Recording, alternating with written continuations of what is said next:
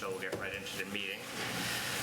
Our first budget is the planning board, which is account 175. Do we have a subcommittee report, Megan? Yes. Excellent. Hello. So Brad and I met with Liz, who's the planning director, to discuss the FY25 budget planning board. Yes. While all four full-time salaries are under A&P, there was a promotion which led to a change in steps that resulted in a 2.29% increase. The increase is part of part-time salaries and it's contractual. There is a $500 increase in the cost of the AppGeo subscription. Otherwise, the budget is level funded. The budget request is $489,821, which is an increase of $1,143, or 2.33%. The subcommittee voted 2-0 in support. Great, thank you. And we have Liz Bonaventure with us today, planning director. Yes. Would you like to add to that? No, it's try to keep my budgets fairly straightforward. I am, full disclosure, I am considering asking for additional funding just as a holdover in case I need more money for MBTA communities, for people to come and help us make sure that we comply, so for contracted services. So I don't want to use the money, I just would like to make sure that I have a cushion in case I need it, because town meetings is unpredictable. So that is something that I would be bringing, doing a warrant article. It's just a cushion, and it would probably go back in next year, so. Okay, and we'll cover that another night. It'll be great to have the backup on that when it's available. Yep. Okay, great. Do we have questions for planning? Move to approve. All right. Did you have a question, Frank? I'm sorry, yeah. Yep. I'm a little late here. I just wanted to know on the full-time positions, why you listed some of them in red ink, the assistant planner and the senior planner. So this was amended by JD. I don't know why they are in red ink. That was not there was nothing in there that I did. He amended that. I don't know why they are in red. Okay. So it's just. All right. It's just a curiosity. Oh no, I know why. The assistant planner and the senior planner. This is making more sense now. The assistant planner and the senior planner are both, they are not filled. Those positions are not filled right now. I am actually checking the references of somebody to fill the senior planner position, which is very exciting. And so I hope to have them come on board within the next month at least. So I've been without a senior planner since I started the planning director position. So they were in the budget last year, though, were they not? Yes. It's the salary for them. Okay. Yep. All right. One other thing, if you could. Sure. Just give us a quick overview of what the development coordinator does. So that is a position that, the assistant planner, Caleb, who was hired when I became the planning director. He was the assistant planner, and the planning board we've always had an issue in our office because we get so many applications, and it's a constant, trying to help people get their applications in, working through the planning board, and by the time their application is approved and they're moving on, it's really tough for us to go back and make sure that all of the things that the planning board asked for and everything that they promised is happening. So the planner development coordinator, what Caleb does now is he's kind of does the back end of all of our permitting to make sure that everybody is kind of adhering to what was discussed at the planning board and what's in our rules and regs and all that stuff. It's not like he goes and gives people a ticket. He just talks to the building department and says, hey, we need to work this out before you give them the final CO. Let's figure this out. And so that's what he's been doing. He's been kind of doing a dual role. He's been doing a lot of permitting and this stuff as well because we don't have a senior planner yet. So he's been doing both, but hopefully we're going to fill that position. I'm really excited. Okay, thank you. Yeah, of course. David. So the roles that haven't been filled, is it typical that they come in? Is that kind of like an average step? So the category is correct, I know, but it's estimated 3 and 7 on the step level when it hasn't been filled. So the senior plan, this is what I advertised for the senior planner position, because I wanted to make sure that I could get candidates and be competitive. So that's why that is that way. I wanted to make sure that I could be competitive with a lot of other towns.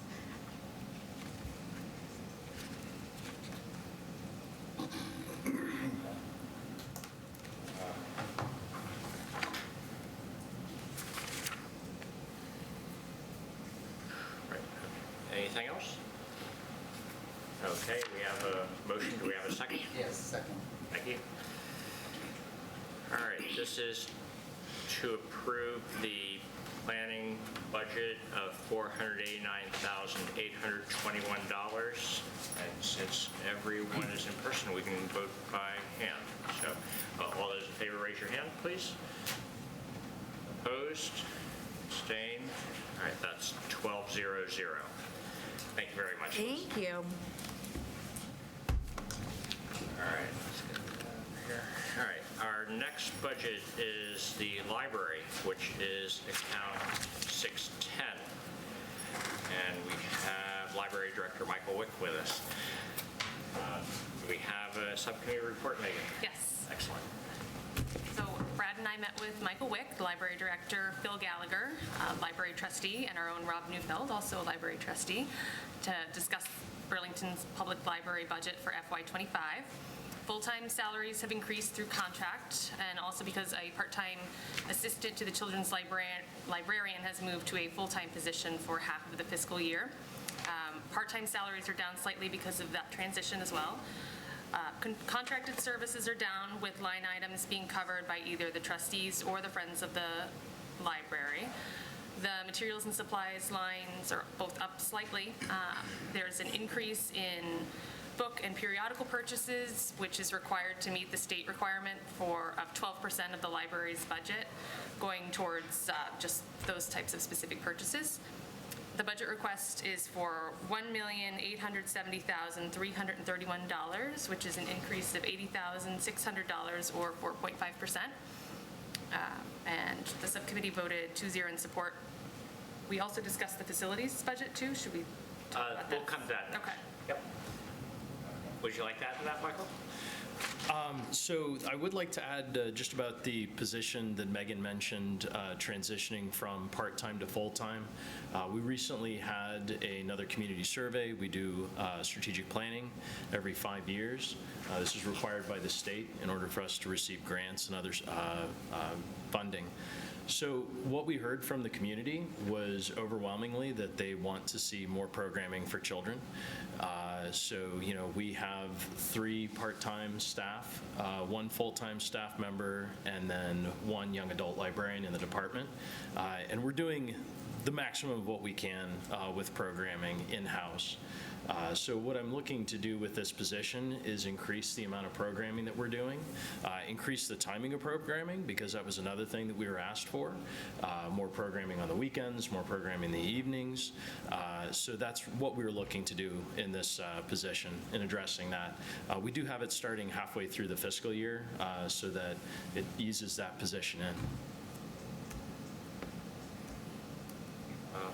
Do we have questions regarding the library? Thank you, Right. Mr. Chairman. Thank you, Doug. I just wanted to know, on the contracted services, what changed to bring it down $9,000?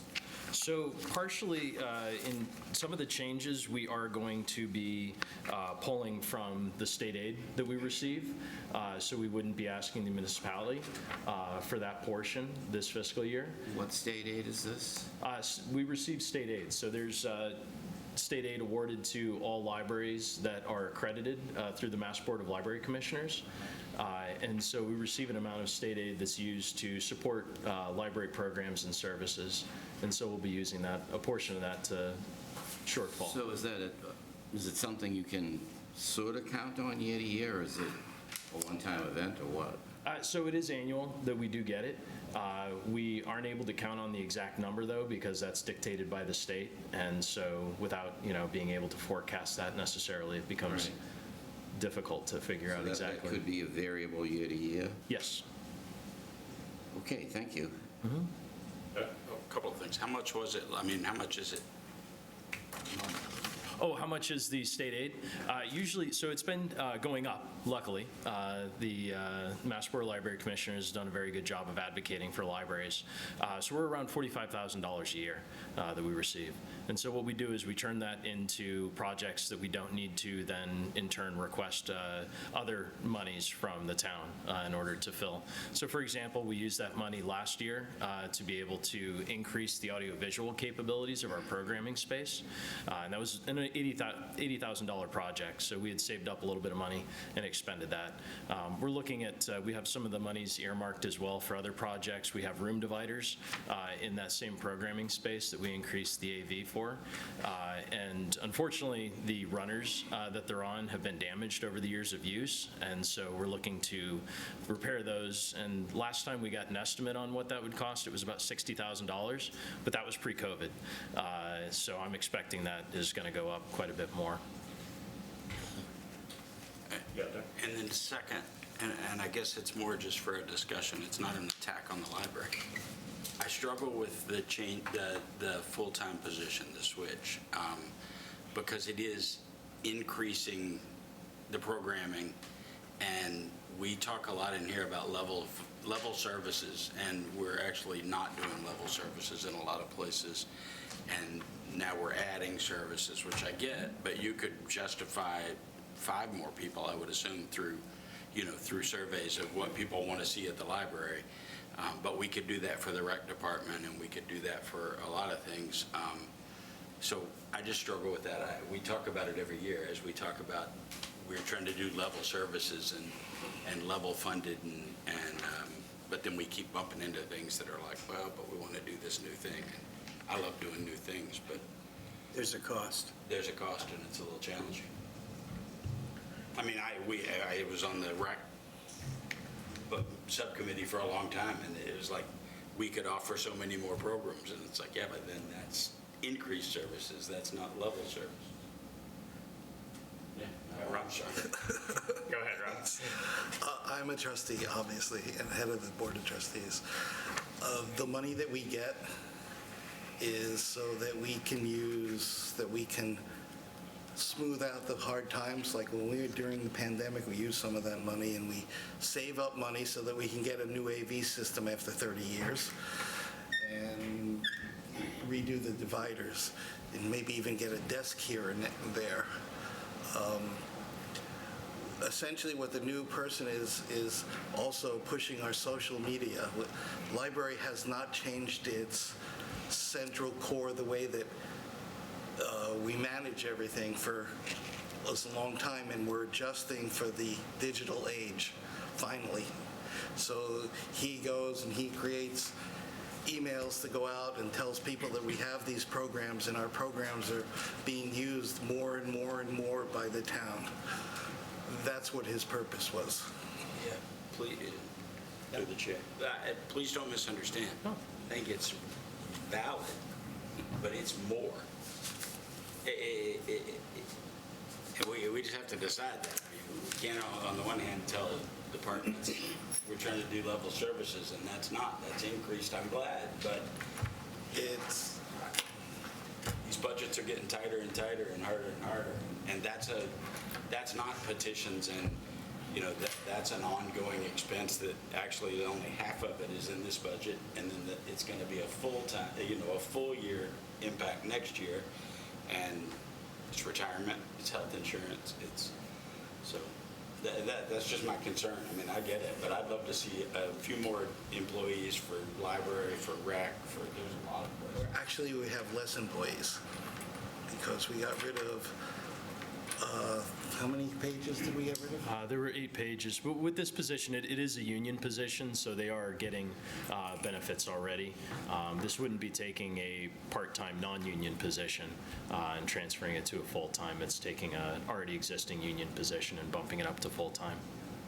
But yeah, but do they get They get health insurance They at would, part-time? they would getting, yes. Are they getting it now? So it doesn't, it's not Yes. going to change the cost of benefit? No. It will change the percentage, I think, in a smaller respect than taking someone who wasn't in the union at all and giving them benefits and pension and all of that.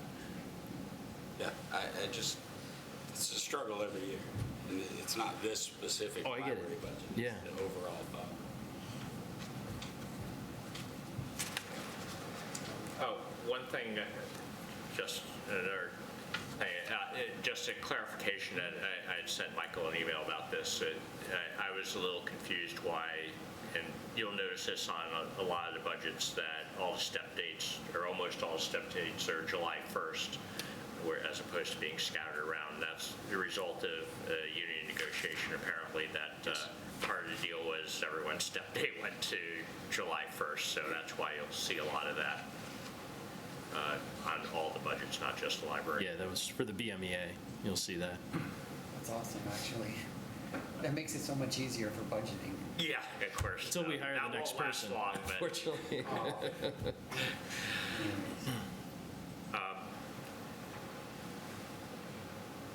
yeah, I think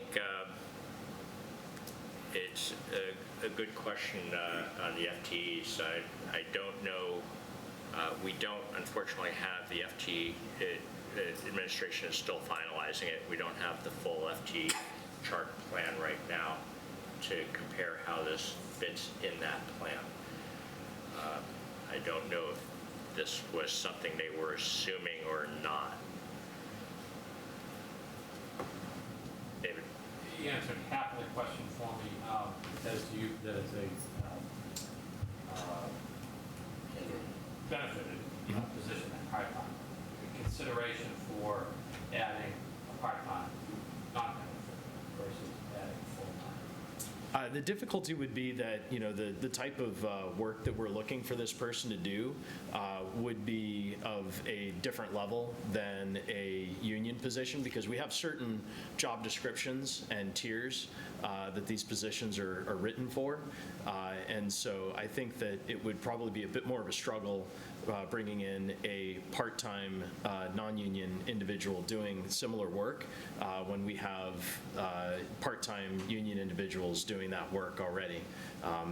That would, I think, be a bit of an uphill battle with the BMEA potentially. And is the potential the part-time position, is that the person that's currently holding that position? Is that the person you're looking to? There would be a possibility, yes. So this individual would meet the requirements for the job description that we're building right now, yes. Chris? So then, once you're posting for that, you're going to post for this position and then do a full search? Yes, we have to have it posted internally per BMEA contract. But then typically what we do is we post it concurrently with the internal posting. And then, sorry, second, is the posting going to be very similar for qualifications for other people in the children's librarian? Yes, it would be similar to the young adult librarian position.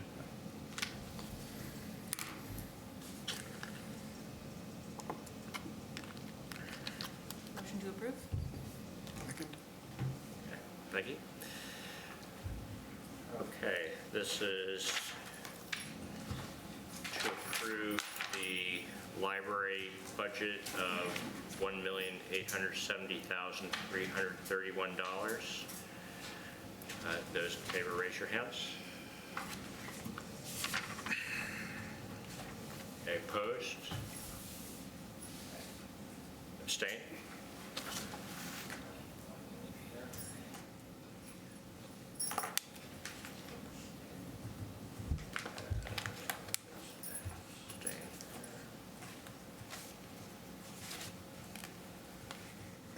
That's, sorry, got that wrong.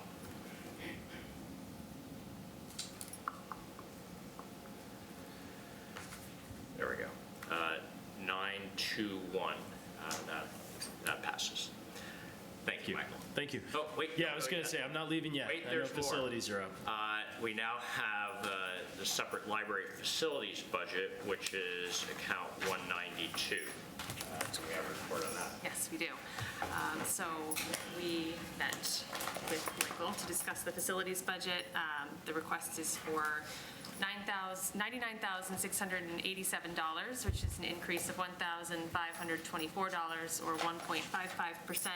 And the line item that you'll see that shows an increase is electricity. Heat is level funded and telephone is also level funded. The subcommittee voted 2-0. Thank you. And would you like to add to that?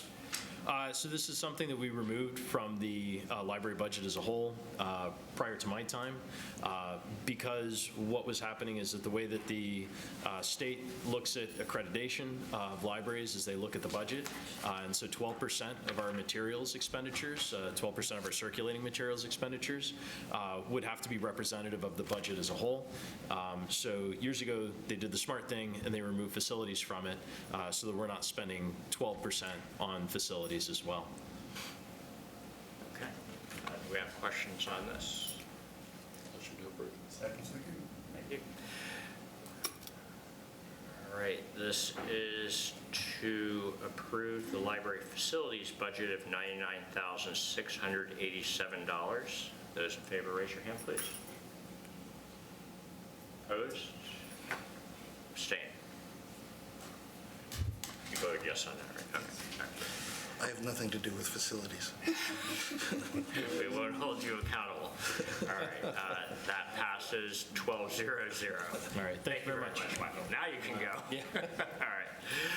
All right, next is the Board of Health budget, which is account 510. And it looks like we have Susan Luminello, the Director of Public Health, and Dr. Ed Weiner, on the Board of Health. I'm Jim. Chair, do we have a Yes, we do. report? Thank you. So Brad and I met with Dr. Weiner today and Susan Luminello as well. We discussed the budget for the Board of Health and the accommodated accounts as well. Salary increases are dictated by contract, but everything else is level funded. The budget request is for $792,570, which is an increase of $27,768 or 4.63%, and the subcommittee voted 2-0 in support. Would you guys like to add to that? I'm sorry? Anything you would like to add? No, I think that we have level funded everything. We have tried to pay for certain things that we need through grants that we have recently obtained, and we continue to expand our services and do what we need to do to keep this town safe. Do we have questions? I'll ask a question. On the Tri-County grant, is that expected to continue indefinitely, or is that something that's only supposed to be for a few years? And The Tri-Town grant, Right. which is between Lexington, Wilmington, and Burlington, which pays for some extra personnel as well, extra programming, is tentatively through 2038, what we have heard. However, that was passed and that was provided to us when the Commonwealth had some money. As you've probably read, we are in deep fiscal crisis right now in the Commonwealth of Massachusetts. So I think it's 3 years definite, but are we in the second year of that, or? We're going into the second year. Okay. All right. It was intimated that it was going to go on indefinitely. I'm not sure now. Okay, and I'm just asking in the context of whether that FTE will end up showing up in your budget or not. It sounds like not for a little bit, and who knows? I do not believe it will ever show up in our, Okay. but you never know. It's $300,000 per year right now for 3 years is what is guaranteed. And then, they have a contract up until, like Dr. Weiner was saying, 2038. But every 3 years is when we renew it and sign it, and they tell us the yearly amount. So the yearly amount could change. It may not go away too, but the yearly amount could go down. Okay. We share an epidemiologist now.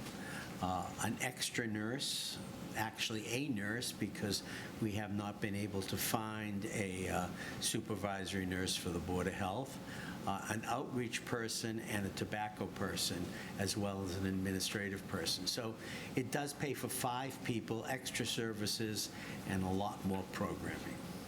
Okay, great. Do we have anything additional for Board of Health? Frank?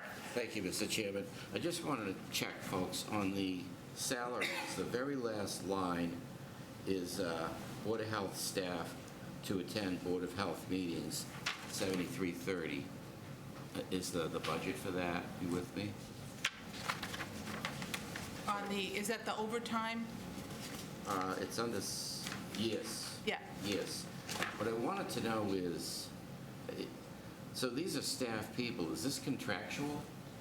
Yeah, it is contractual, for the BMEA staff to attend the meeting. So if we need to have BMEA staff attend meetings, then we do have to pay overtime. Yeah. Compensation, okay. But we, that's not every single meeting, it's if we have to do that. No, I wasn't worried about that. I wanted to know the nuance of what creates the obligation. And Yeah. what you're saying, it's in the BMEA negotiation. And one last thing on the supervising nurse, the open position. So that was in last year's budget. It hasn't been filled. So I guess what that amounts to is unused money. Yes. So you fill it. But it's in the budget. So the increase this year assumes that it's on the year-on-year that was already there, which gives us the 3.23% increase. Okay, thank you. Anything additional? Yes. Yep, Roger. Follow on with that. I know there's generally a shortage of nurses. Is the salary an issue, or is it? Salary is a major issue, So- and that's and I've had discussions with Mr. Sagarino. I have a decision with our HR department just this week. It's a problem, it's an issue. It's a union position. It is not a supervisory position within this town, so we are bound by certain steps and whatever the union has negotiated. And as you all know, nursing positions, salaries have exploded in the last few years. And as long as that position stays within the union, we will have problems filling it. We are continuing with our programming, luckily, because we rely a lot on our medical reserve corps nurses, the volunteer nurses. We're doing, in the past year, and we're continuing to do a lot of vaccinations in the schools, so that through the Vaccine for Children program. And we have our part-time Triton nurse helping us out with that, as well as our medical reserve corps nurses who volunteer to help out with that. So we're continuing to give vaccinations and continuing our programs with their help. We're blessed with over 300 lay and professional volunteers who work with the Board of Health and our Medical Reserve Corps. So when you look at the work that we're doing in this community, it's not only our professional staff, our staff that we hire through grants, but also through this well over 300-person Medical Reserve Corps who volunteer and train within this community. We are very blessed in Burlington. Just one follow-up. So it sounds like something really fundamental has to change in order to be able to fill that supervisory nurse position. You never know. That's it. If we can find a nurse with some public health experience who is interested in working for the community in a position which will ultimately pay a pension, which is something that's very advantageous, we'll find somebody. And we've always had somebody. It's just that during COVID, the medical community has shrunk significantly, and salaries have risen significantly. So we continue to look. We continue to interview every once in a while, and then after they hear what the salary is, we never hear from them again. You had something? Sounds like more hope than plan, but okay. No, I'm good, thank you. You're good, okay. Motion to approve? Second? Thank you. All right, although this is for the Board of Health budget, operating budget only, of $792,570. Those in favor, raise your hand. Are you voting against, Frank, or not paying attention? Understand the amount. Okay, so that's why, Oh, I see, total. that's why I wanted to highlight is the total operating Yeah, budget. I got it. Okay, you're good now? I'm good, yeah. Okay, all right, so raise your hands again if you're in favor, please. All right, opposed? Abstained? All right, didn't mean to pick on you, Frank, I knew you were pondering. Okay, that is 12-0-0 in favor. Next is the accommodated account of hazardous waste. Okay, so the hazardous waste accommodated account is level funded at $50,000, and the subcommittee voted 2-0 to support. Okay. Would you like to add anything to that? We do a program twice a year. I think everybody here has probably come and saw me directing traffic and pushing you to the right spot to give up the stuff that we have to get out of Burlington, and that's what we've done. We've done this. I've been involved in almost 100 of them now over almost 36 years. I've been at every one but one. But bottom line is, it's got to be done. We do it. We search for the best price we can possibly get, and we get the stuff out of our town. Any questions on hazardous waste? So Frank? what's the split? The total accommodated is 95,743. It's probably in here, but I didn't see it. What's the split between mosquito?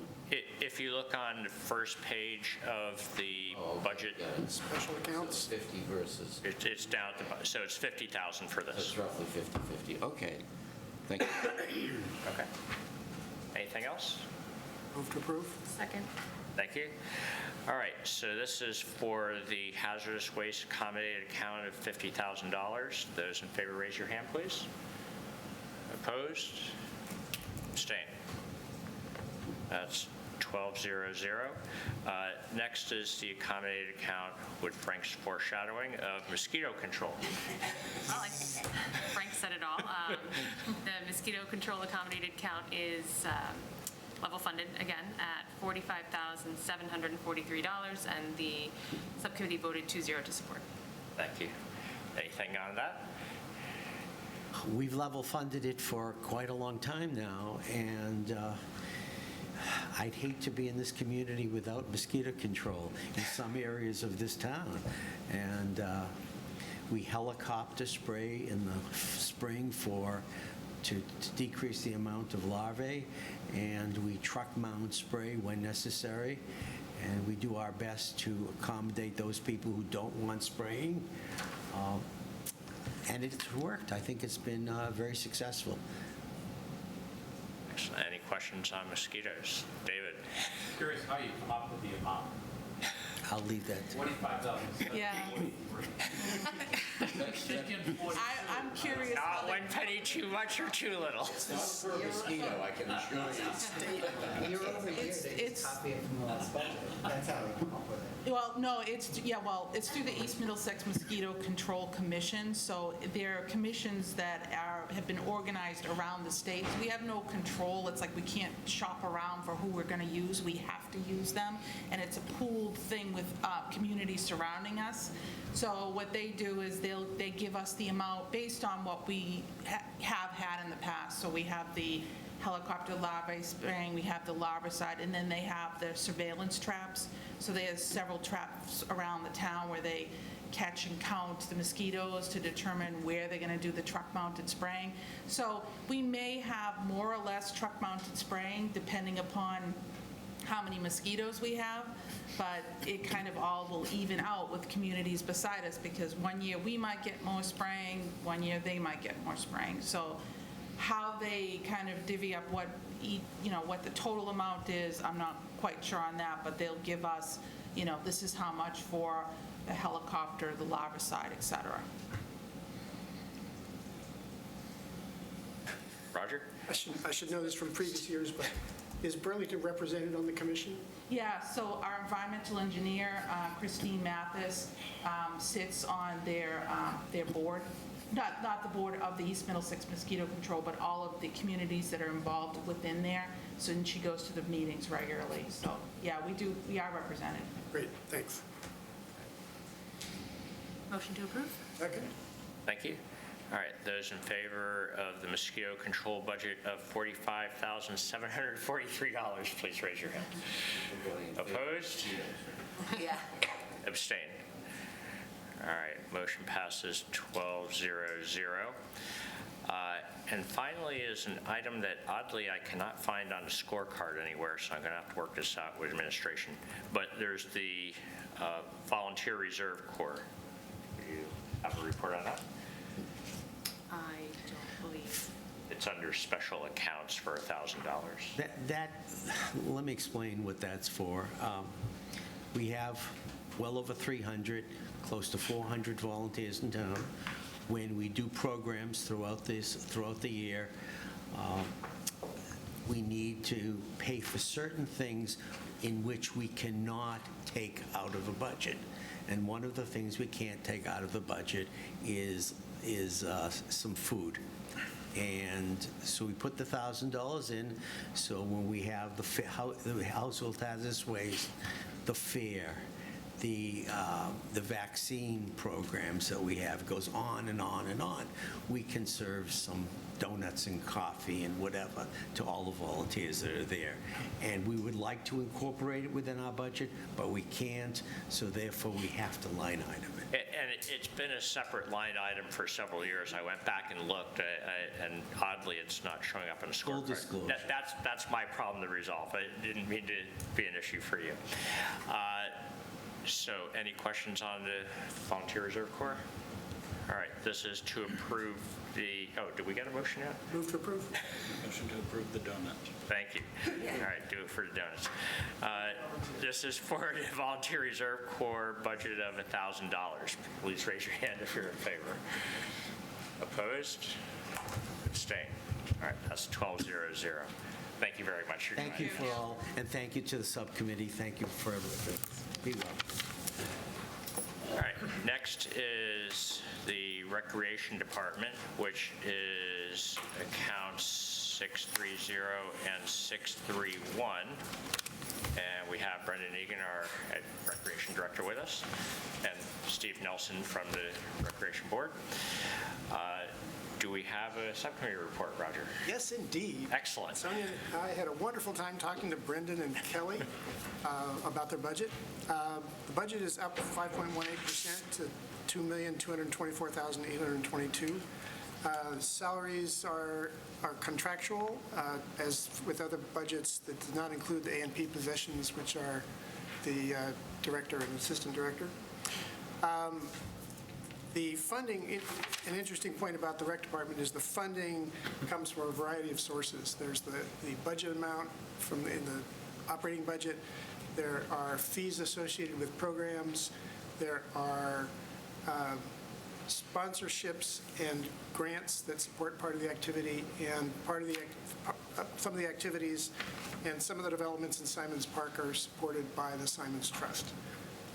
So there's a variety of sources of income. So we'll just talk through for the moment the operating budget, which is the part that the town pays for in general. Their goal is to provide a level service. However, since some of their funding comes from other places, it's hard to know exactly that they can guarantee a level service. The increases in operating budget amounts are driven by the number of events, contractual obligations, and notable increases in materials and supplies, such as grass seed and fertilizer. The part-time positions, of which there are many, teaching, supporting many of the programs, range in pay from $17 an hour to as much as $30 an hour for certified therapeutic recreation staff. The department covers both the programming and the maintenance of recreation properties. In the budget covers all the maintenance of the town common and all of everything around the town. They also have to provide particular support for all the events on the town common. the select board approves the events, but they have to provide the staff, whether it's overtime, during the day or whatever, to prep the common and to clean up afterwards. And typically, for most of the common events that are held by private parties, there's no fees charged to the private parties. So the town is picking up the maintenance via the rec department budget. We'll talk about warrant articles later. There's a small increase in the capital outlay budget, maybe it's not small, to replace one 30-year-old trailer and to add a trailer for a new piece of capital equipment that'll come up later. We talked about fees a little bit. It sounded like they're going to review the fee structure and with an eye toward cost recovery, but that's a future item. I'll just briefly go back to the sources of funding. One of the things we talked about was the split between the revolving account coming from fees, the general fund, and sponsors and donors. And Brendan and Kelly worked up a very nice chart for past years that show that typically, for example, in 2021, 91% of the funding came from the revolving account. That dropped in 2022 to 81%, which meant that the sponsorships and donors and revolving accounts picked up more of the funding. And in 2023, there was slightly less grants and sponsorships, and 84%, almost 85% came from the general fund. Doug's got this on the screen for those of you who are curious. So I suspect the trend will continue, that there's this split between budget level funding and sponsorship funding. And in particular, they really value the community funding of programs because that is primary funding for some high profile events such as, I used to call it Pride Day, but Burlington Day and fireworks and things like that. Anyway, I should finish this up and say the subcommittee voted 2-0 to approve and give Brendan a chance to fill in the gaps. Brendan, hi. I think you did a great job, Roger. Ready for a vote. Is there anything you'd like to add? No. Sonia may have some comments too. So. Okay. Thank you. So I do have, we hand this out every year, our donations list. So I'll just start it here. Everyone can take one. That's a list of our donations from last year. And as Roger touched on, we do rely on donations, not just the general fund that helps us operate our programs and events. We do have other funding sources, grants, donations, sponsorships, the revolving account, which are fees derived from program registration. And we are dependent on good numbers in our programs to generate revenue. And then we also have our last one is Simon's Trust. So we do get funds every year from the Simon's Trust, and they like to be involved in programs. Some maintenance projects and things around the park, but programs, special events. So we rely on that funding as well as that funding mechanism to operate special events and programs in the park and things like that. So we had a long conversation about what really makes up our budget, and we're very fortunate to receive the funding we do from the town, but there's a lot of other sources that go into it. So probably, I think you'd see on average, we went back to kind of that tail end of we wanted to show the pandemic and then coming out of that as a snapshot of how we operate and what we do. And if there are,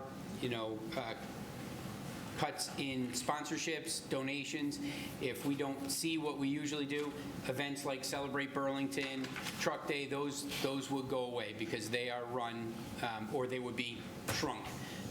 They are run by the generosity of businesses in the community and residents that make donations, and some nonprofits that come out. Celebrate Burlington is a huge day for the community and for nonprofits to come out and see faces, right? So that makes up our picture of our how we operate. We did have increases in salaries, as was discussed earlier in other budgets. The BMEA contract called for a certain amount of raises, and that really, we have 15 staff in the BMEA, so that really drives our increase each year. I believe I wrote it down here. I think 85% of our budget is salaries. And it's part-time, it's overtime, it's full-time salaries, elected and appointed. So 85% of that, our budget request is driven by salaries. So when we do have increases, they're out of necessity. We do provide services. Cost of seed and fertilizer has gone up, and I definitely heard it loud and clear last year. The tone at town meeting was, we want better fields, we want better fields, better fields, better fields, right? So in order to do that, we have to, apply fertilizers, overseed, things like that. So that does drive our increases as well. So I'm open to any other questions. Do we have any comments or questions? I just have a quick one. I was interested in the maintenance on the town common for all events approved by the select board is from the recreation budget. No fees are charged for private events. So what would constitute a private event? So, all right, I'm not picking on any group. So I'm just going to pick a large event that requires the IAB when they hold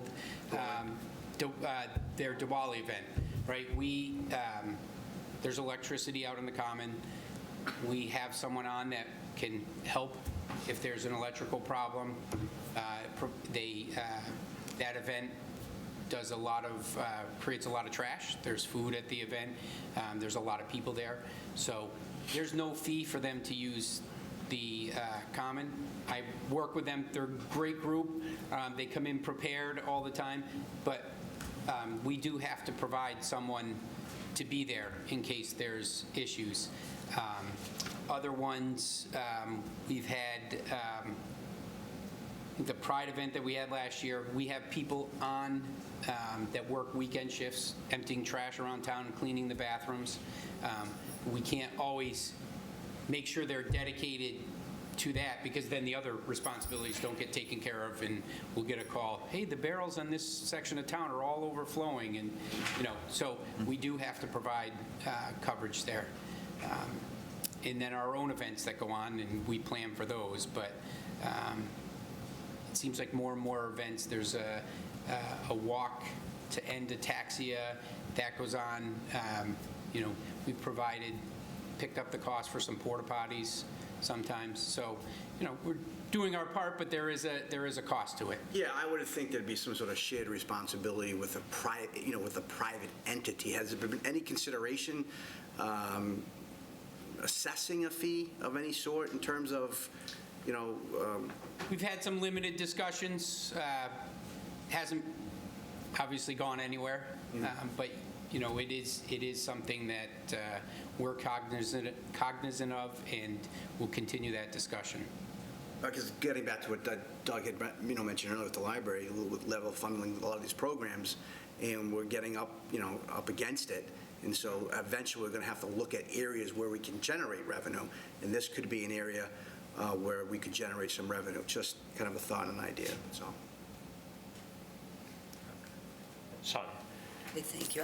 I'll piggyback on that because Roger and I had that conversation at the subcommittee meeting. So the tricky part with rec always is that the select board oversees the common, for example, and then permits things or approves things, and then rec is the one taking care of them. We've had this conversation before, right? And so I'm 100% with you that while it's great to be able to provide a community service, really I think the administration needs to look at, we want the common to be used, but if there's a cost, we should be really looking at that for private entities, just like we do with a public building like the Grandview, where we then charge a fee to use it because it covers the custodial costs that have to happen there. So I don't know that that's something that rec can control on their own, but I certainly think that it's something that should be discussed, because clearly it's a beautiful common and it's great that people want to use it. It's just that there's a cost associated to that. So Yes, Going to go on? I am, but I'll let you go first. Let me just add one comment. So we've labeled these things private events, but in fact, the community, they are community-driven and they benefit the community greatly. So I'm sure that the select board has taken that into account, that even though there may be a private organization that's sponsoring it, it also gives a community benefit. So I think there's a real question about who should pay for it in that case, but anyway. Yeah, but, so I think that at least the point is, it should be open for discussion, right? Because you could really debate where something lies, like you said, if it's community-driven, nonetheless, if it's a private entity, what are we doing? Or are we in fact saying there are certain things that we'll call private and not? Like, there has to be that line and a very definitive guideline for it. I mean, for example, there are weddings on the common. That doesn't really have a community benefit other than the gazebo is a really nice place to take pictures. Correct. Is there a fee associated, to the chair, is there a fee associated when someone has a wedding on the common? Not that I'm aware of. I mean, right? Like, so there should be some form of I'm not talking about making, it's not going to be a profit center that's going to be making us millions. I'm saying it's just covering costs that maybe are affecting a budget, right? But it's certainly something I think we could at least ask the board to take a look at and consider.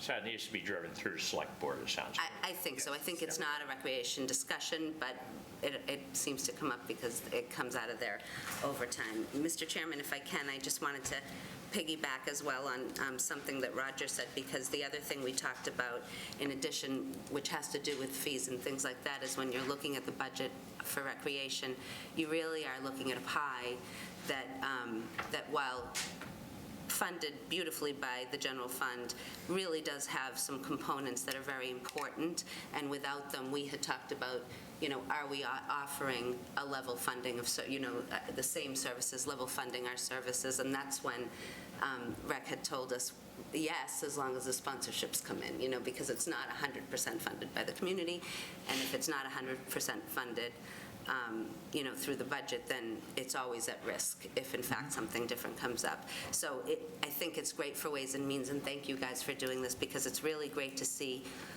how it breaks down. The revolving account obviously is a funding mechanism that they use, which is the fees they collect, and I know they talked about that the commission would be looking at fees and seeing, Burlington, we've all been, well, I'll speak for myself, my children have enjoyed it when they were younger, and the children of today are still doing that, where it's subsidized by the budget, and it's great. But are those fees going to adjust? And the last piece, before I step down off my soapbox, is is that I think it's really important. I know this committee knows it, but to say it out loud and for town meeting to understand, the recreations budget is a perfect example of why business is so important in Burlington.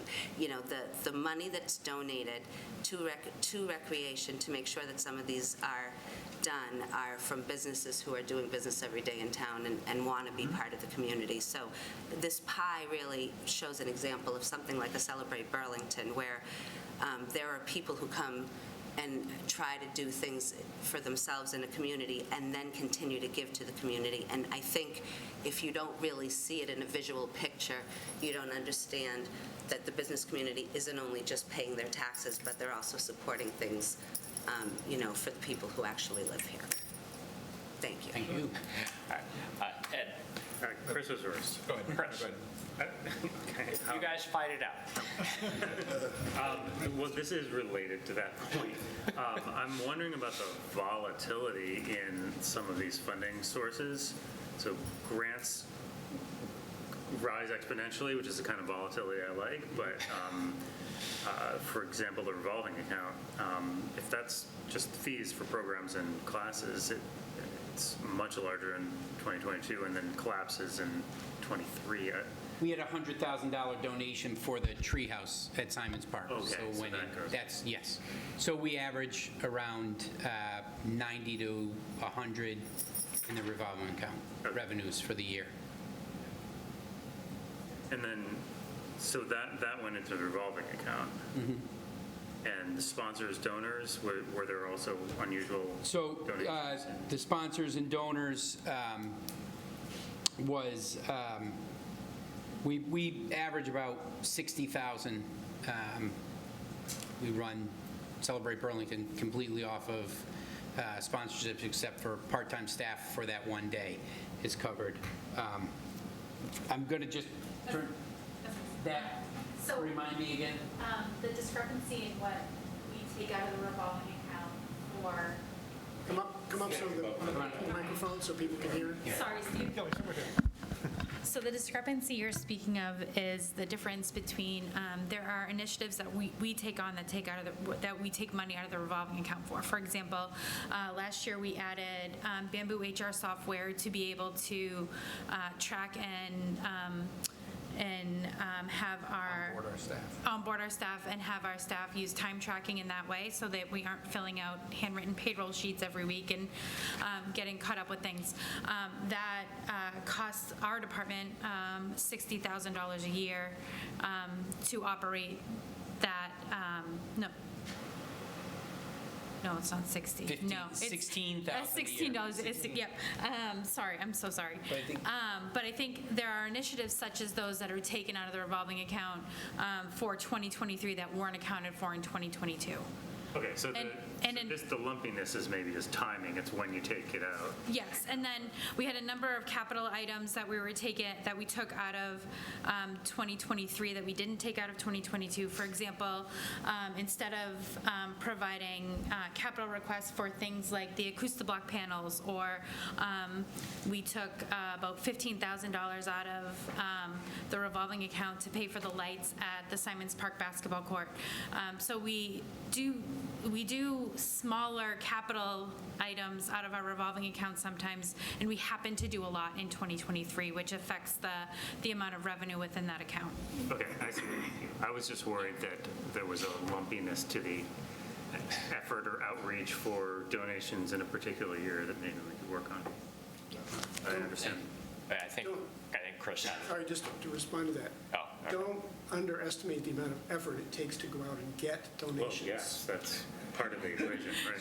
So right now, we're in the beginning of March, and we don't have any sponsorships right now. And we usually have 25,000. So, that's going to show somewhere down the line, because we don't have it in the general fund to pull out and operate. So, anyone's listening out there. Our sponsorship booklet's out there, right? So people can look at it and find a way to be involved. And I think we really give bang for the buck when people do get involved. We've done the demographics and everything for each of our events, so they can really see when I sponsor this, I'm going to get access to families. I'm going to get access to adult and fitness programs. I'm going to get access to, the youth, so karate studios, things like that. So we're very good with that. So at this point, we are a little concerned with sponsorships for this year. Sorry. Thank you. Thank you. Thank you. Chris, did you have something? Yeah, I have a couple. One is a general one, just I've noticed, so maybe for the committee can explain. I've noticed the recording secretary salaries change department to department. Is that on a prorated schedule? No, I think it has to do with the number of meetings. Well, because like the hourly rate here is $17.22. When we just did health, it was $19.09. And I looked at I think that may just be the particular recording secretary may be at a different step or, go ahead. It's based on their, how long they've been doing it, as well as number of meetings. But no, yeah, because we've the had a hours lot of made sense, but changes. that was just one I was curious about. A couple of quick things. First of all, the Santa Call kids, huge success with my kids. Thank you very much. Went over amazing. When we're looking at the portable toilets, just hopefully we're considering that they're accessible for all students. I'm going to throw my special ed hat on there. Yep. All of them are accessible units. There might be one or two that are not, but they're next to an accessible unit. Yeah, I've had only a few across town, but I've definitely have seen a couple. We're still able to print the hard copies of the rec for those that need it. We print it in-house, black which and is white. fine. Which is fine. It's nice because not everyone is tech savvy. Not everyone has that access. It was great getting it. I totally get the cost savings behind it, but that definitely was one of those concerns. How are we at filling in some of the seasonal labor from last year? Our staff has done a tremendous job on retention, which is a big deal in, business everywhere, right? And especially in part-time help. So we're I don't know what the percentage we're at right now. Do you know off the top of your head? We just put it out in February, so we're getting people back. College kids, they wait until they have to come home and think about being at home for the summer and working. But we do a very good job reaching out, making sure our staff feels appreciated and thanked. And actually, the program that was developed by Emma Jones has been presented at a number of conferences throughout New England. So. Then the other one, I'm going to put my high school administrator hat. Not every student is college-bound, and some of these could be good positions to potentially roll up. Do you think about that? Do you look for high school internships from the senior years? Do you think to grow some of those students into these positions? We do have some internship positions available, and we get contact, not every year, from someone from the high school about wanting to come over and, do their senior internship over, 6 weeks, something like that. We've had one. We haven't had one in a number of years, but. Let's talk. Yeah. Yes. We also have a volunteer program that they can participate in. I think that's the only other thought I had with our conversation about using the town comment is, I do agree that there is the public good, and I think with part of that, if there's a compromise, is the select board could always opt to waive the fee, if there was a fee. I mean, the school does charge for custodians for events as well. And then if we're looking at, maybe we're looking consistently how we're using our public spaces and what we're charging and what we're not charging. Because some things need to be for meeting spaces for equity, but some may be this, and maybe across departments. We're looking at what we're doing and how we're doing it. Thank you. Also, just a quick add-on to that. Yes, the Steve. school does waive fees for certain organizations, which we do pay for through a warrant article, so something like that could be established by the select board if they were interested for specific groups. Right? Thank you, Mr. Chairman. I don't want you guys to feel like we didn't ask a lot of questions. It's only 8:05, what the heck? So I'm going to go in order of my notes, which is a little bit random. First question I have is on, you mentioned the occupancy accounts. You mentioned it in your heading, and the occupancy amount is $89,642. What's going on there? Those are mostly field lights. So. And we still have buildings up at Overlook Park where our old maintenance garage is. So we still have minimum heat, oil, and electricity in one of the buildings. I assume I think the garages at Overlook are right. They're really old. They're kind of like, probably more heat goes out the walls than stays in. Are we planning to stay there? No. So we were also heating the building, our old garage, because it was being used for the animal control officer, and DPW still had was using space. So we're all in our new spaces. Those buildings are down. They came down this fall. So this 89,000, do you see that going down? Not as electricity prices go up, but so we don't have those. We don't have two buildings up there. We still have a storage building up there that's weather tight, and the. So the storage at the DPW garage and the rec garage couldn't offset that? So. Trying to get us out of. Yep. Yeah. Well, the buildings. We put a new roof on the building about 5 years ago to the tune of $40,000. There's no recreation program storage, so that building is used, I'd say only about 25% of it is recreation storage. We need more space for recreation program storage, so we see ourselves creeping into more of the old maintenance storage, but we do also use that as a workspace and to keep smaller mowers and field lining equipment, things like that, out of the way of the big garage. Even though it's big, things can get bumped into. So the simple point I'm trying to make is that if in any of these facilities you're finding especially So I assume electricity, is it heated with electricity? No. No. It's oil probably. It is oil with one of those big Bodine. So, that's $90,000. It seems like a lot for that kind of occupancy. So if there's anything you can do to change that, it would be good. We have park lights, the lights in Simons Park, and in some of our other parks, we pay for those. Rahanis, we have a bathroom there with lights. The Visco building at Simons Park, we pay for that. So it's all in there. It's not just one or two buildings. All right, that's just one question. On the capital outlay, you mentioned sort of around the edges, but so in your operating budget, you've got a capital outlay of $12,000, a 50% increase. And am I understanding that mostly fertilizer and seed is what's driving that? No, the capital outlay, we usually purchase. That other stuff is in materials. Correct. All right, so what's driving this one? Purchasing new trailers. One of our trailers is 35 years old, has been renovated, so we are purchasing 3 new trailers. Do you look at this as more of a one-time? Yes, well, for the next 15 years, but yes. 2 years, so it was down as low as $5,000, it's at $12,000, so you would see it probably, I mean, this is small money, but it's still money, so that's something that might drop back. And they're the items, obviously, that don't meet capital guidelines, they're not $15,000, so. A warrant article for a correct, $1,000. which is why we have it in the capital outlay. All right. Like weed whackers and leaf blowers. Yeah, we replace those. Yeah, okay.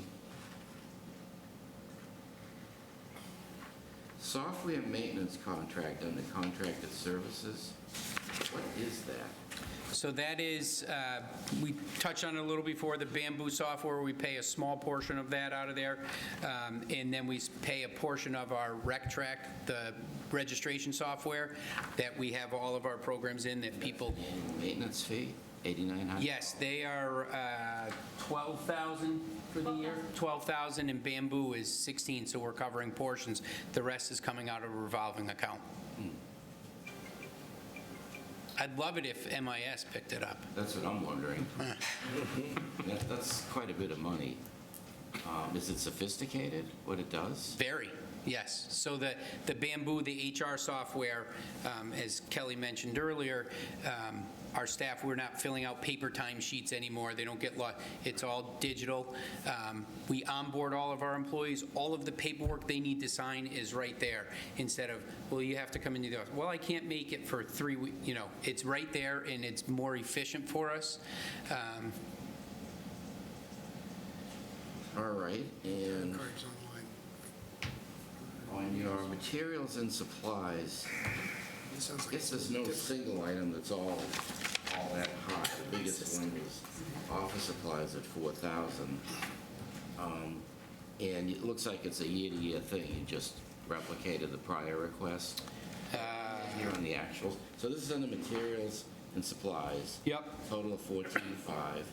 And you got a good breakdown there. Yep. But there's no actuals. I'm assuming you've just got some idea that it's adequate, you just replicated it? That has not changed in the 10 years I've been back here. That has been 14.5 for those 10 years. Right. Okay. Just give me a second to flip. That's okay. I can't remember all my own notes. It's only 8:12, Frank. We got plenty of time. That's what you said at the beginning, right? It's only 8:05. Oh, we got other things we got to do Oh. here. You want to get off the seat, don't you? Well, I want you to ask all your questions. Don't worry, don't worry. So we covered the capital outlay. That one, okay, that's it, thank you. No problem. Thank you. All right. Actually, I'll ask some while we're at it here. Frank got me warmed up. This goes to the, if you go to the next page on that pie chart you had up there. So I'm not sure if I'm understanding this properly. It looks like the revolving amount, is, goes anywhere from 60 to 200 to 112K, but then on the next page, I'm looking at the column that says revolving, and all of a sudden it's 540K. Is that a comparable number that I should be comparing those to? I'm sorry, what? So this is that email that you sent that I The forwarded. part-time, so here is the part-time salaries breakdown. I think that's what you're referring to. Thanks, Chris. Yes, right. So- And it has revolving being funded at 540K there. Am I? So that's the cost to operate programs. So we're generating, the revenue is what you see on the other page. This is what we generate in program fees to operate the programs, and then there's the breakdown of what the part-time picks up and what the revolving picks up for those programs listed. So is this amount, this 540K in revolving here is a different piece of the revolving account than the 60K? Correct. Those are the expenses that we pay out for programs to operate. Got it, okay, so I shouldn't be comparing those numbers, they're different slices of things. Okay, that's good to know. And then the other one was the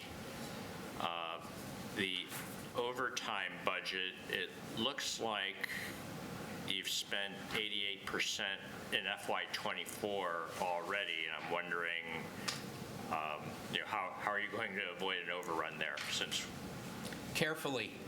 Since we're only sort of halfway through the year in January and it's already mostly spent. So we base our overtime on, I have my paperwork, my breakdown here. So we base it on 18 hours a week, 8 hours a week on weekends for 10 weeks. So those are the shoulder seasons, and then the heart of the summer, the real busy seasons, we're doing 16 hours a week. We're working both days, and it's 2 employees. It's a full-timer and a seasonal, and we do have to pay if a seasonal has worked 40 hours in the week, and then they're up for for a weekend shift. It rotates through, and they work a 6th day. We do have to pay them overtime, and then. It is all the seasonal cleanup, so we try to just keep it to like 4 weekends in the fall and 4 in the spring. It might be 6 in the fall and then only 2 in the spring, depending on how much damage and stuff came down in the winter. But that is cleaning up all the leaves at all the town buildings, all of the schools. We get in there on the weekends when no one's there and they can move around the properties quickly and efficiently. We do the parks during the week, so the cleanups there. And then, so there's also center of town. It's in their contract, mandatory overtime. We call it center of town. It's all the town buildings, going from Grandview down to the fire department to cut the grass, trim the hedges, weed, but they do that after hours when there's not business going on. No, I totally get how you can spend it. I'm just wondering. Oh, and then how are you going to avoid going over the budget? We may have done, I don't know off the top of my head, we may have done 5 weekends, in the fall for cleanups, but then it's those events that took place last summer on the Common that, we have to assist for. If we've had storms, we have to clean up after them. If we can't get it all during the day and it's, an emergency, or we get called in during a storm, something's down, someone calls and says, hey, there's a tree across Center Street from the Common.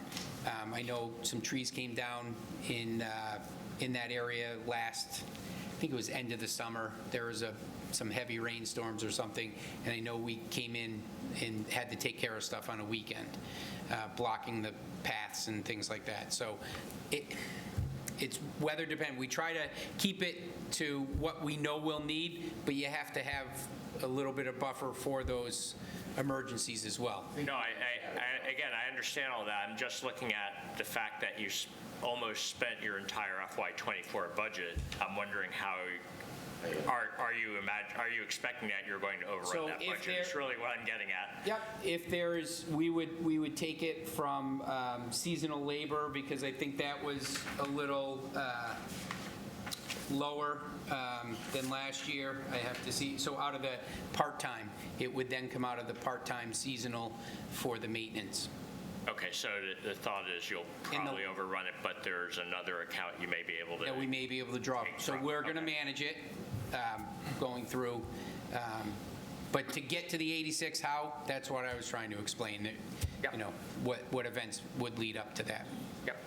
Okay. Doug, thank you. I just caught that. Maybe you didn't say it. Why do we have to do overtime for mowing the grass around when nobody's working? It's, we've done it on Wednesdays. It was negotiated in years ago. It's in the contract. It's in the contract. BMEA? Yes, the BMEA. Don't mow during the week? They literally call it center of town work. That's what it's called. I know. It's going to explode. Sounds a little crazy on the surface. Sounds a little unfriendly, but yeah, all right. When it came up, we suggested now that the town doesn't, town activities wind down at like 1 o'clock on a Friday. They could do that on the Friday afternoon, I don't think, the overtime. right, I don't even know why it has anything to do with whether town activities are happening or not. They work for the town, they need to mow when they need to mow. I have several colleagues. It needs to who try come out of the union contract. I have colleagues who have, on Zoom, have their lawn care come at the wrong time. You do not want a lawnmower outside your window. Most of us deal with that at our workplace. We have to deal with the weed whackers outside the window once a week, and it sucks for about 30 minutes. It's a long-established fact, apparently, so. It's a no, it's not, it's in the union, so they can't control that. It has, the irony is they do it on Wednesdays, and now town hall's open Wednesday night. Right, so we've moved off of Wednesdays. So they moved off of Wednesdays now. All right, well, I find that offensive. I'm just going to say that straight up. I find that very offensive, and I don't blame you, but. I have to find the pressure point on that. That sounds like something to drive with administration in their next negotiation. Yeah, I agree. And then my second, I'm sorry. Yeah. May I? To get on a positive note. I think it's important for residents and all of us to acknowledge that the operating budget subsidizes the cost of running these programs. True? So what you charge for any of these activities isn't actually what it costs to put on. Is that true? I mean, we're not saying, oh, let's teach a karate class and that's going to cost this much per kid, so that's what we're going to charge. Yes, we try to cover all our costs for the programs we develop in the revolving account. We do try to cover all our costs. By the volume of participants in some of them, in the cost for an instructor, like a fitness class, we're paying for an instructor, right? But they're certified, they earn a pretty, but if you have 20 people in there, we generate a, what's the word I'm looking for? Surplus, thank you. Not a profit, a surplus. But we offset the cost of other programs, so we might run one with less than the minimum required, knowing that we've offset the cost with a program that's, so. So overall, you're not really subsidizing, I mean, you're taking in enough money to pay for all the programs you're running. Not all of the programs. So the breakdown shows you which ones the town does subsidize. So like our Park Place program in the summer, it's a free program, right? We feel that it's a service to the residents. Not everyone can afford to send their kids to a paid summer program. We feel that's something that the town should subsidize. So there are some subsidies. I'm not opposed to it. I think people need to be aware of it. Yeah. I think this is another thing that a lot of towns don't necessarily pay for out of their operating budget because they think we need it, and it comes out of your taxes. And so I think people overlook that. I mean, just like some people think that a gallon of water costs what they pay on their water bill. And I think some people think that everything's paid for by the participants, and it's not. And I think that's a good thing, but. Yeah, just to put a number on it, 900,000 of the budget is the non-maintenance part of the budget, and that's basically paying for everything it takes to run those programs, so.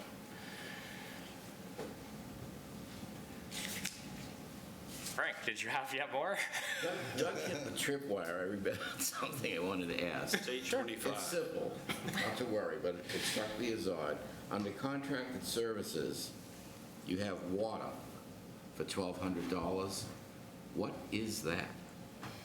So it's actually a water service, drinking water. At an event or something? No, it was when our maintenance staff was at the garage up on the hill.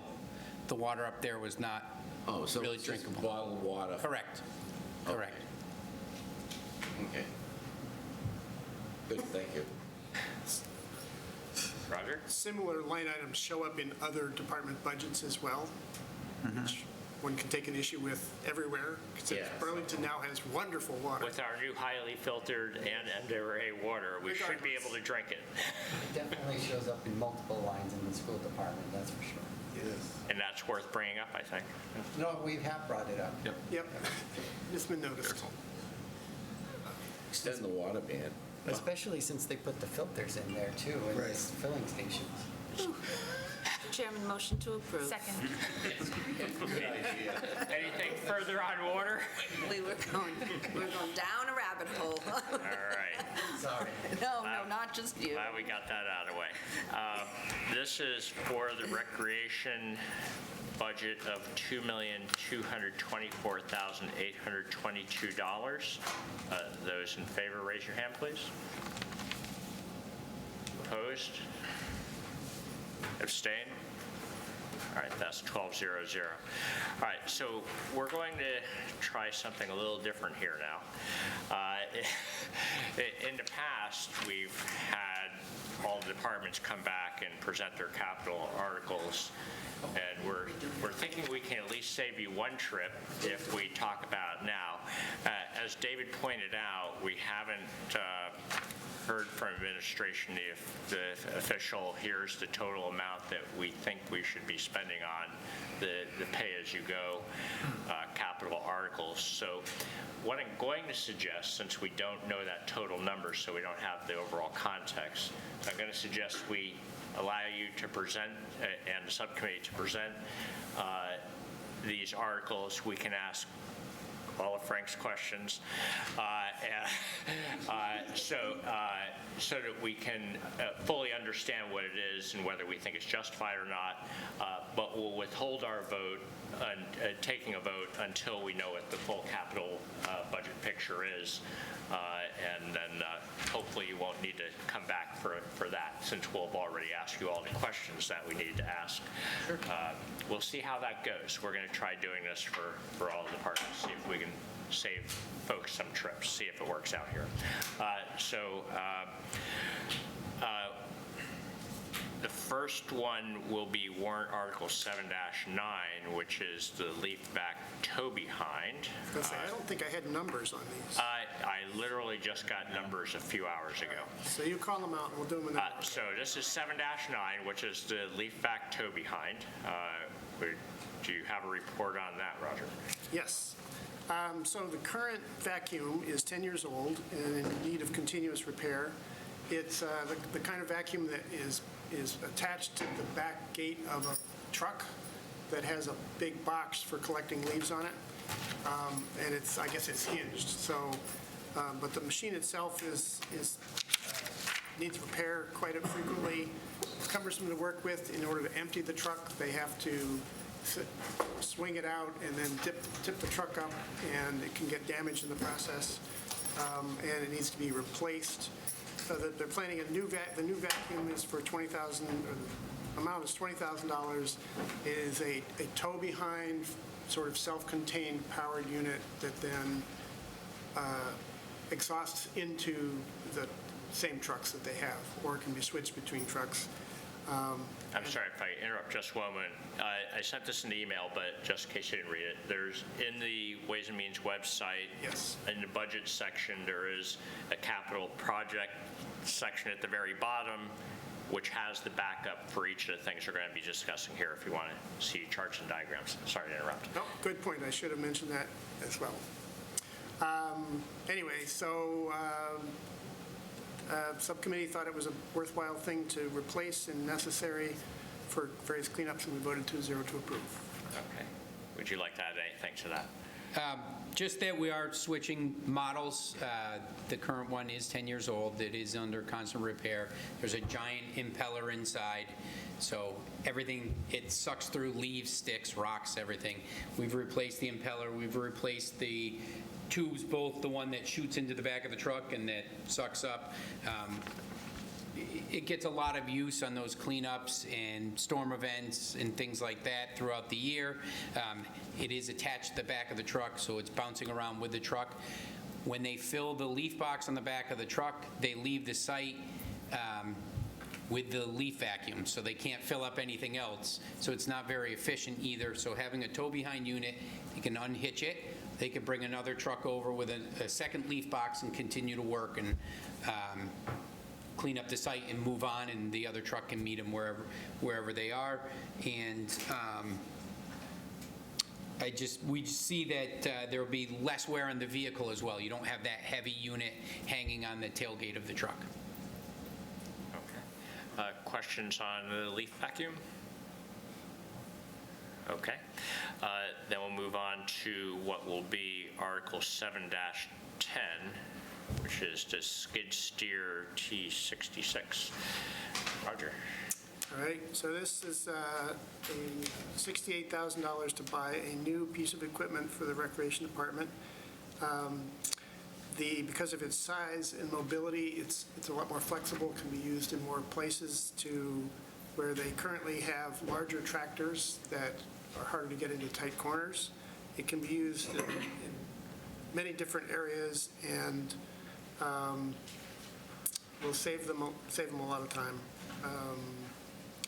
I know that there's a lot more to say, but I'll let Brendan say it. Subcommittee thought it was a worthwhile addition to the fleet. Thank you. So skid steer, a lot of people know them as Bobcats, right? That's a brand, but the actual equipment is a skid steer. It's a small, compact front loader. We would be able to use this throughout the year with ball fields, playgrounds, small projects like we're redoing the T-pads at Simons Park. We're borrowing equipment for that. The cricket pitch that we put in over at MITRE could have been done quickly and efficiently. It's a great, it has tracks on it. The unit we're looking at has tracks on it, so it's less wear and tear as it moves around and pivots on the grass, and just allows us to work in smaller areas that we can't get our larger equipment in currently. And it is something that we've been pushing back on our capital request for a long time, and it's about time that it comes forward, and I think it will provide a more efficient piece of equipment to tackle the jobs that we are required to do on a daily, weekly basis. So this is, so to be clear, this is a new piece of functionality we don't currently have. It's not a replacement. Correct. We try to operate with our larger field tractors, but they can't get into the areas we need at times, so. Okay, and just one other clarification on the capital budget that you had that Frank pointed out. One of the things that's in there, part of the reason why it's larger is that's to accommodate buying a new trailer to transport this. Oh, no. Do we have additional questions on this? All right, Chris. I think mine's more global when looking at all of these. So I really appreciated having the 10-year capital plan with this to compare. And I think my only request would be that, and maybe you're already doing this, but updating the 10-year capital request, because these budget items versus where they are, it's about $48,500 difference than what is in the 10-year capital plan. But it is really nice to see how these are all playing out as we go forward, because as we all know, that's going to be an issue, but that would just be one of my suggestions as we go forward here. I'm guessing this is, I know the answer to this, but I have to ask. So you also have the field groomer machine, which I know looks a little bit different than this. Is there any single piece of equipment that could fulfill both of those functions so you didn't have to get both? No. I was afraid that was the case. What if you put tracks on the field groomer? All right, never mind. Mr. All right. Chairman, could I just add one thing? Yes, Because certainly. Roger asked a good question there, and just because Brendan won't be there when we're voting, the comfort packet, in case yeah. anybody wants to ask the question, the only way to get that particular piece of equipment with the enclosure, that's the comfort packet, just in case anyone's thinking Rex going luxury. Right, so yes, It's a so little it more can be cushy than used it throughout the sounds. year Yeah. on snow removal and, That makes total sense. Okay. Better of winter and blazing sunshine. Mr. Chair, the Yes. PDF that's printed, I think it was 67K for this item? yes, That includes everything we're talking about here, right? correct. Okay. 68,000. 68. All right, the next one will be Article 7-11, which is the zero-turn mower for $16,500. Roger. Okay, so the current, the new mower for $16,500 is replacing a 2012 Gravely mower that requires frequent maintenance. So mower's 12, 13 years old, and needs maintenance, and it needs to be reliable. There is a potential to station that current old mower at Simons Park for occasional use there, so it's not getting tossed away.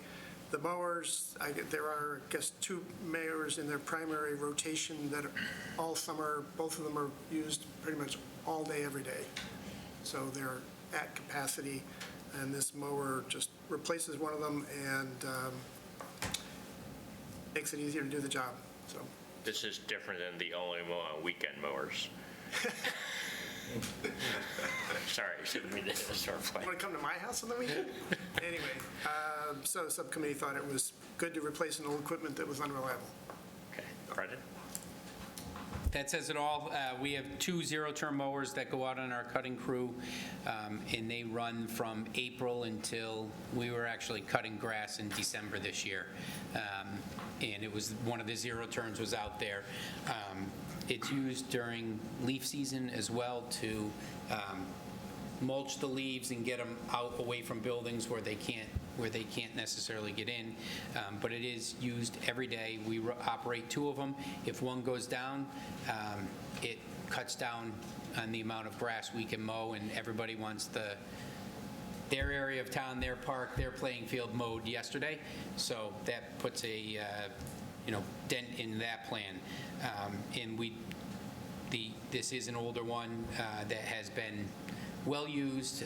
We think we can get some limited use out of it up at Simons Park. It'll help take the load off of the cutting crew, because the cutting crew cuts every town property around the buildings. Our larger mowers go out and do the fields, the large areas, and they kind of follow each other around town.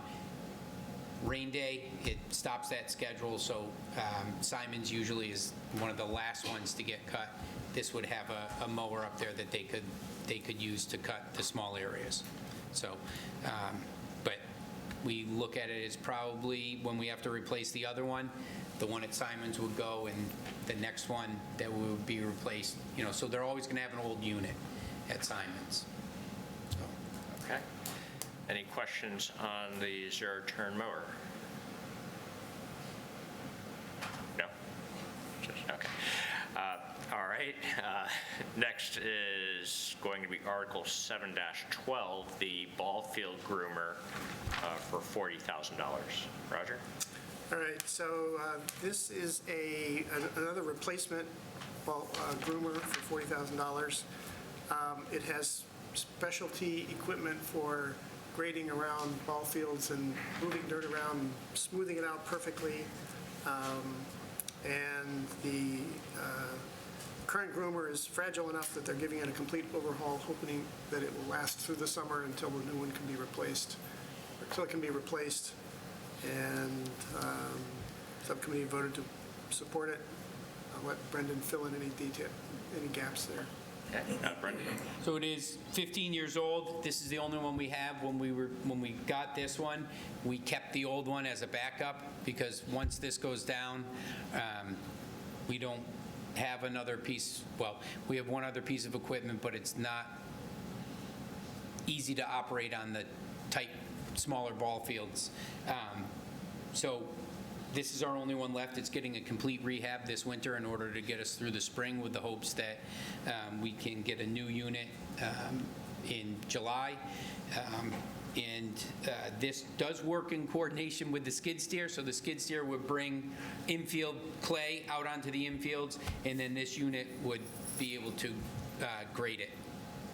So they're not interchangeable, but they work together. Well, that's something. All right. Any questions on the field groomer? Okay.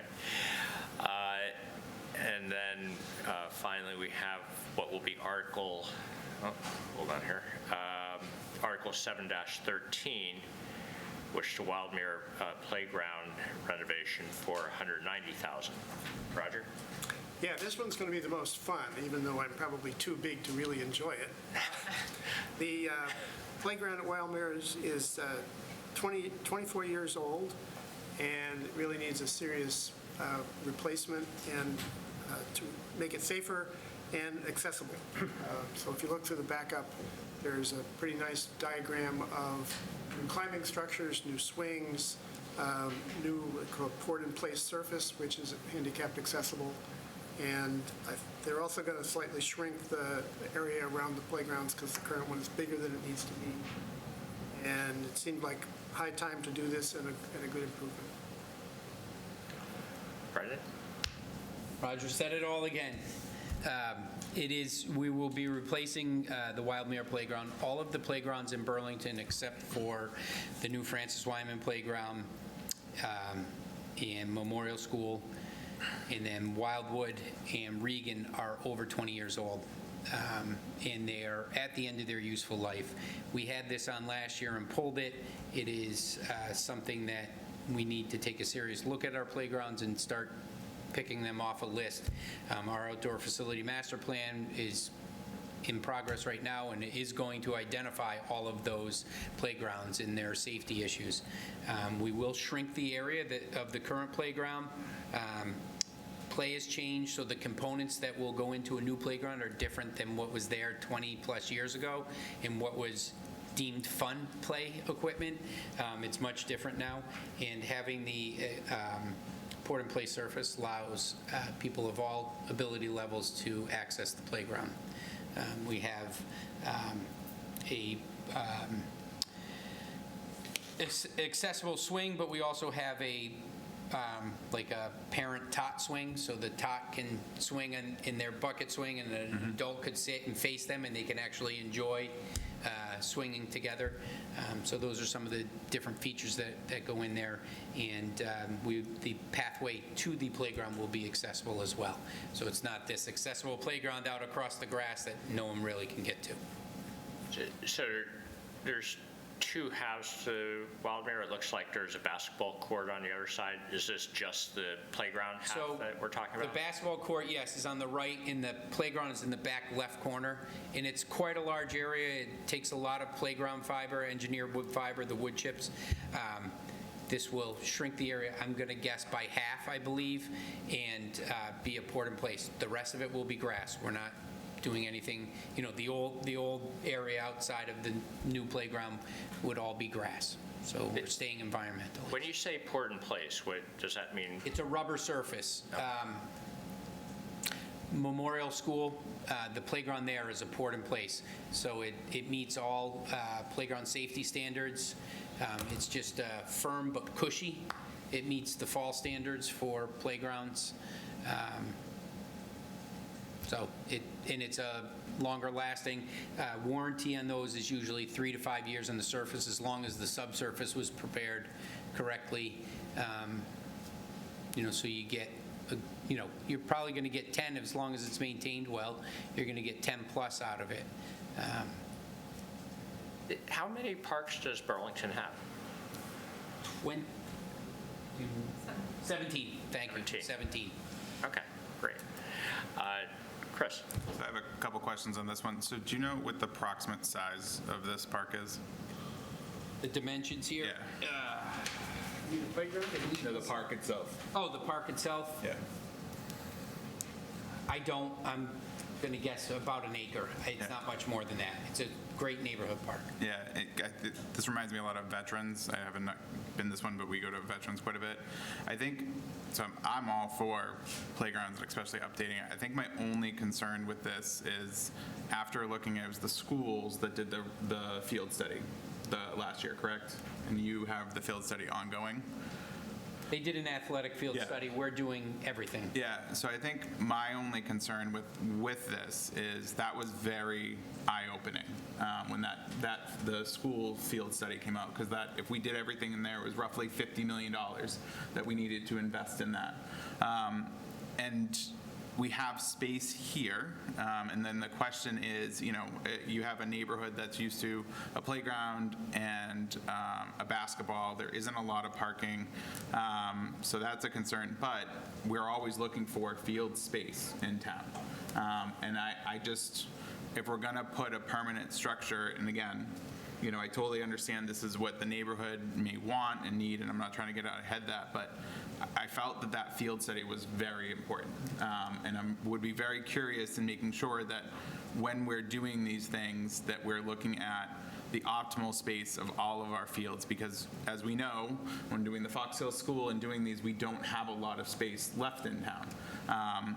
And so my only thought there is, when looking at this, if we're going to put a structure, do we want to put 2 basketball courts, or is this playground, definitely needs to be updated. I was looking at it and comparing it to the others, so I'm not against any of that.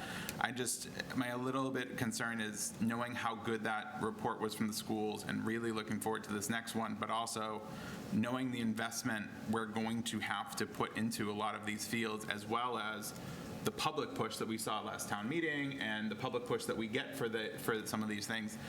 Just making sure that we're using all of these spaces optimally. Will this get used? Yes. Will families love it? Yes. So I'm not saying all of that. I'm just worried that we keep getting the cart in front of the horse on this. And again, this is on our schedules and it's things we want to do, but I don't know, we only have so much space left, and we can use more fields and we can use more spaces for other things. So, just 2 cents. When is the field study expected to be done? So our outdoor facility master plan, so it's not just athletic fields, it's going to cover all of the parks, school facilities, and it will incorporate the high school or the school department's athletic field study that they did. It will incorporate in there and generate one large document. It is due in May. The final, we'll have a draft in April at some point. They're finishing up all the site visits now, and we'll have a better idea. We meet every other week with them to go through progress. Right now, I'm going to pitch it. We have the outdoor facility master plan public survey out there, so please, if you haven't participated in that, please do it. You can find it on our website and social media, and there's QR codes up all around. You can scan them and do them.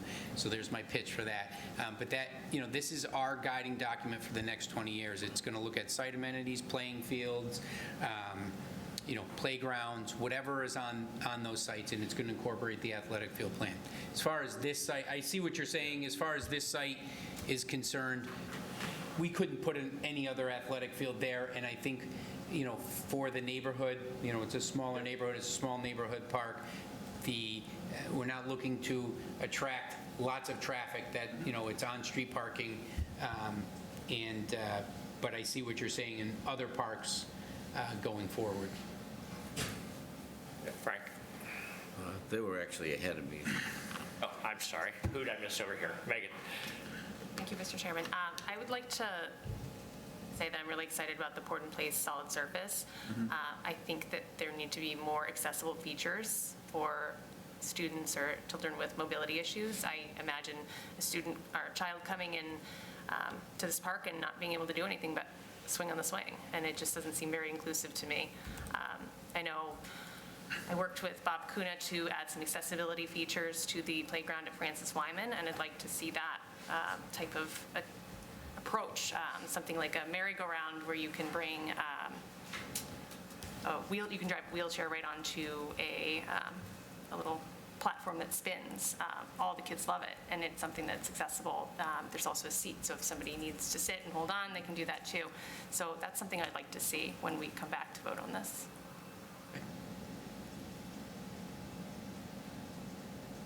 Go ahead, Frank. Go you. Ladies before gentlemen. Why, thank you. So I think Brendan kind of addressed it. I'm not sure, and Chris, I hear you on the idea of the fields. The problem is I'm not sure that's the right location for it right now. Oh, no, I'm not, yeah, agree, I just, Yeah, so while we're staying on the subject of this particular one, the equipment has now aged itself out, and we can argue isn't really safe enough to keep going with, right? In addition to that, it's not as ADA compliant. It's not ADA compliant, really, right? Or what's Currently, it yes. now? It currently is not, right? Correct, the current playground. So I think it'd be great if we can move forward on something, because that, there are some instances where playgrounds can have other things with them because the parking is capable. And I'm not even saying because that neighborhood wouldn't want traffic, which is a true statement, but also just the parking. You wouldn't even be able to park people to get a game going on in that spot. But it's a very valid point if it's in somewhere else. So I just want to make sure we don't cloud a playground that needs to be addressed, because I think some of those neighborhood playgrounds, are the last on the budget mark, but they are utilized, so we should probably see that. And then valid point, if there's something else that can be added in, I don't know, Brendan, is it possible space-wise to fit something else in, or do you? Yes, we can look at the possibility of another feature and try to figure out how, to make it all work within this amount, or we'll be coming back and asking for Yeah, the an additional problem might be a budgetary thing, so I also question, is it something that you could get that portion done with the idea of adding another component to it? Like, if we see a component and want to add to it, for example, because I would hate to have it break what the rec was looking to fall into their budget guideline this year of what they want to do for capital, but then, and so in turn have no improvements made to that park. Maybe if it's the concept of, even if you could show the committee or send over to the committee that this is a piece, but this piece could be budgeted or maybe utilized out of another funding mechanism, and this would be the place for it. Just an option, just in case it throws off the numbers completely. We can look at that. That particular, I love the merry-go-round feature as well.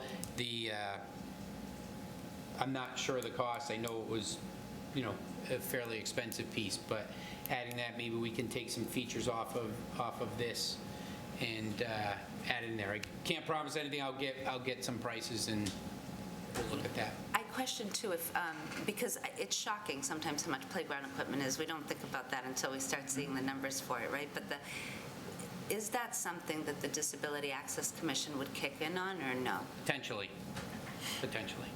Yep. Thank you. Now, Frank. Mr. Chairman, so I want to tie the three things together a little bit, and then one other question. This is a small community playground. This, you're not going to put a football field, a soccer field, or anything else like that in there. So I would not slow this down because we think it could somehow fit into a master plan and we're missing something. I think it's pretty clear what's needed here, but your point's well taken. One thing that happened at Wildwood when we put in this is a very open area. It's pretty sunny, I think. So there was an issue with shading on the slides or something at Wildwood. Is that all taken care of in this setup? Yes, there is shade at this playground. There's a large,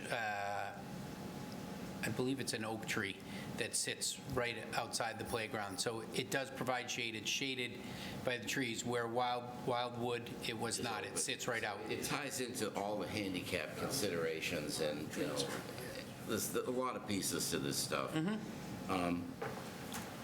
So I am in favor of doing this. I think it's one that really makes sense, and nothing's going to change with all the studies in the world, because it's a small community park, and it serves that area really well. One other thing I want to touch on that's more to the money. So this whole thing adds up to about, I don't know, $335,000, your whole list. How much capital did you have last year? Do you remember? We were, I think, 200, I don't have, So this is a little bit more. yes, I think we were 250 Yeah, so last year. we don't know, Mr. Chairman, I think, you know, what the bucket's going to look like and how the different departments are going to divvy it up. So you should prioritize these, I think, just in case there's an issue with the overall number. I would recommend that, because it should fit, but I don't know how much pressure we're going to have on the total free cash for capital. And they'll divide it, schools and municipal, and you're sort of municipal, but you're sort of your own. So you were under 300 last year, this is 335. Looks like it will fit, but I would prioritize them just in case. Okay. And I don't think we need to worry about that tonight. That's pretty much it. I think the playground is, all of these, I really think, should go forward. Yeah, what I would suggest is everyone should just take a note as to how they would vote if it does fit within the capital budget, so that when we come around to this again, you aren't trying to remember what the heck was that. Chris?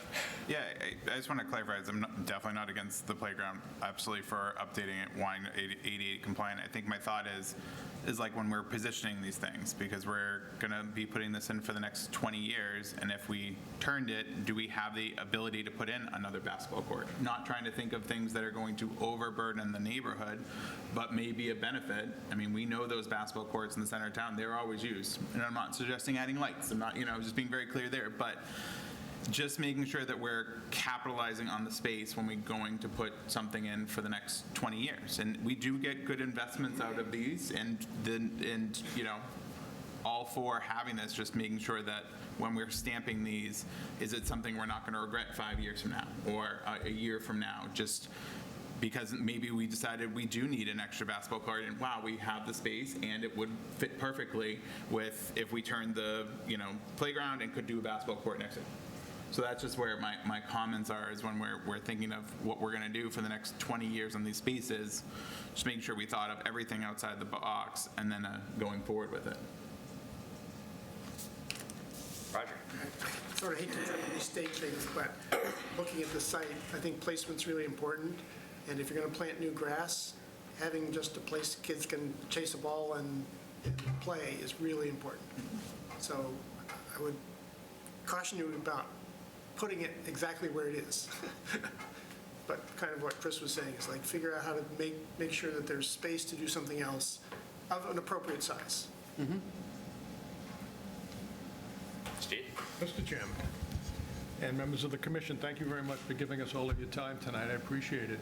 I'm just thinking about looking at the big picture, and I think everyone here knows that after all of these master plan studies have been completed, we're going to be looking at probably some big numbers for field improvements and other types of improvements around town. Monday night, we had a recreation meeting, and we had a presentation by some designers as to how we could better use the Fox Hill area. And we were talking about doing a multi-purpose field with a girls' softball field, a couple of basketball hoops.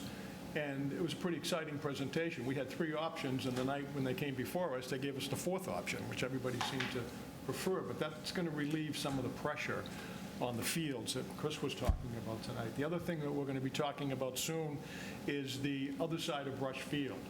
It has a lot of water issues, and there's going to be some conversations, I think, between the schools. They've asked to come before the Recreation Commission to talk about improving that area, making it more usable, maybe perhaps adding some better lighting to the other side of Rush Field so we can get more use out of that. It's close to the high school.